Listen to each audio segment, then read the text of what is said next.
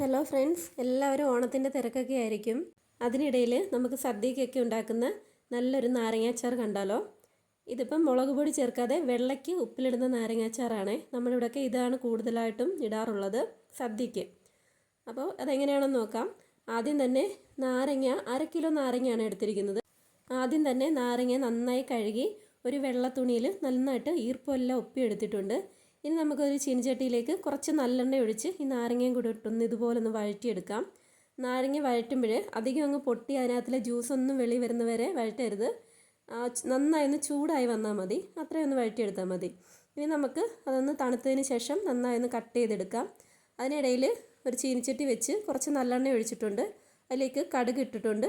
പിന്നെ കുറച്ചേറെ തന്നെ വെളുത്തുള്ളി ചേർക്കുന്നത് നല്ലതാണ് ഈ നാരങ്ങ അച്ചാറിന്. അപ്പോൾ വെളുത്തുള്ളിയും ചേർത്തു, അതോടൊപ്പം തന്നെ പച്ചമുളകും കൂടെ ചേർത്ത് കൊടുത്തിട്ടുണ്ട്. ഇനി ഇതെല്ലാം കൂടി നന്നായി ഒന്ന് വഴറ്റിയെടുക്കാം.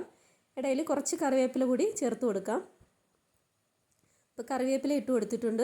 ആ വെളുത്തുള്ളിയും കറിവേപ്പിലയും പച്ചമുളകും ഒക്കെ നന്നായി ഒന്ന് വഴറ്റിയെടുക്കാം. പച്ചമുളകൊക്കെ കുറച്ച് കൂടുതലിടണം കേട്ടോ. ആ വെളുത്തുള്ളിയൊക്കെ ഒന്ന് മൂത്ത് വന്നു കഴിഞ്ഞാൽ നമുക്കിതിലേക്ക് കായപ്പൊടി ചേർത്ത് കൊടുക്കാം. ഞാനിപ്പോൾ ഇവിടെ ഒരു 3/4 ടീസ്പൂണോളം കായപ്പൊടി ചേർത്ത് കൊടുത്തിട്ടുണ്ട്. അതോടൊപ്പം തന്നെ മഞ്ഞൾപ്പൊടിയും ചേർത്ത് കൊടുത്തിട്ടുണ്ട്.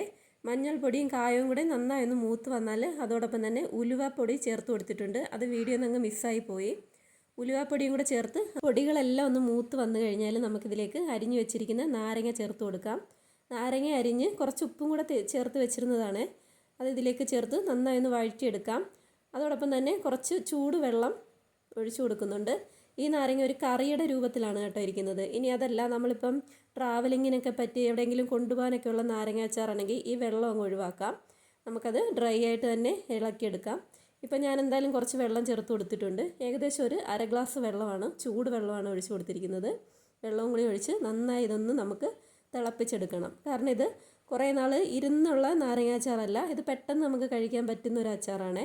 അതിന് വേണ്ടിയിട്ടാണ് വെള്ളം ഒഴിച്ചത്. നന്നായി വെന്ത് വരണം ഈ നാരങ്ങ ഇതിൽ കിടന്ന്. ഇനിയിപ്പോൾ നമുക്ക് ഉപ്പൊക്കെ ഒന്ന് കറക്റ്റാണെന്ന് നോക്കിയിട്ട് ഒന്ന് അടച്ച് വെച്ച് കൊടുക്കാം. ഒരു 2-3 മിനിറ്റോളം ചെറിയ തീയിൽ നിന്ന് നന്നായി തിളച്ചൊന്ന് കുറുകി വരണം. അതുവരെ നമുക്കിതൊന്ന് വെയിറ്റ് ചെയ്യണം. അത്രയേ ഉള്ളൂ പരിപാടി. നമ്മുടെ നല്ല ടേസ്റ്റി ആയിട്ടുള്ള നാരങ്ങ അച്ചാർ റെഡി ആയിട്ടുണ്ട്. അപ്പോൾ എല്ലാവരും ഇതുപോലൊക്കെ ഒന്ന് ഉണ്ടാക്കി നോക്കണേ. പിന്നെ ഇതിലേക്ക് പച്ചമുളകിന് പകരം കാന്താരിയോ അങ്ങനെയൊക്കെയുള്ള എരിവുള്ള മുളകുകൾ കൂടി ചേർക്കുന്നത് നല്ലതായിരിക്കും.